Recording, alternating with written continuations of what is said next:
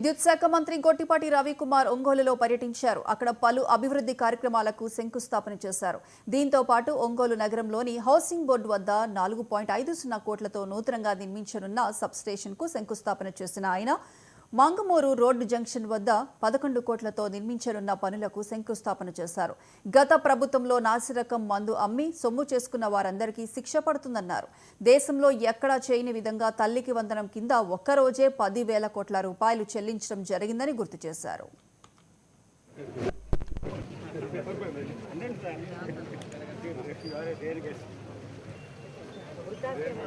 అన్ని కార్యక్రమాలు బ్రహ్మాండం చేశాము.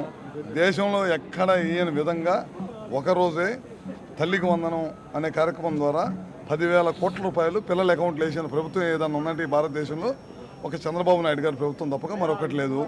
అదేవిధంగా మనం ఇవాళ స్కూల్ యూనిఫామ్లు కానీ, బెల్ట్లు కానీ, పుస్తకాలు కానీ బ్రహ్మాండమైన క్వాలిటీతో ఇచ్చాం. ఎక్కడ కూడా రాజకీయ నాయకుల ఫోటోలు కానీ ఎక్కడ కూడా వేసుకోకుండా పిల్లల్ని చదువుకి రాజకీయానికి సంబంధం లేకుండా లోకేష్ గారు ప్రత్యేకమైన దృష్టి పెట్టి బ్యాగులు కూడా యూనిఫామ్ కూడా మీరు చూస్తూ ఉన్నారు. ఇవాళ ప్రభుత్వ పాఠశాలకు వెళ్ళేటప్పుడు ఏ విధంగా ఉందో, పిల్లలు ఏ విధంగా ఏమైనా బట్టలు వేసుకుంటున్నారో, ఏ క్వాలిటీ బట్టలు వేసుకుంటున్నారో, ఏ క్వాలిటీ పుస్తకాలు ఉన్నాయో, బ్యాగులు ఎట్లా ఉన్నాయో మనం అందరం కూడా చూస్తూ ఉన్నాము.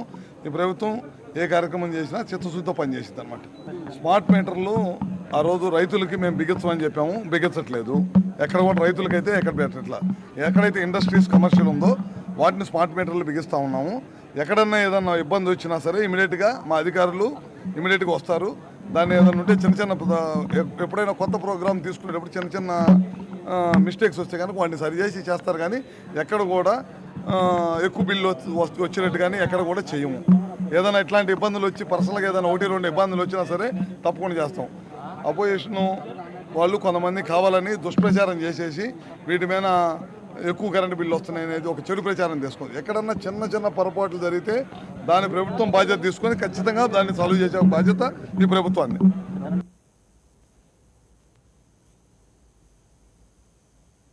నెల్లూరు జిల్లా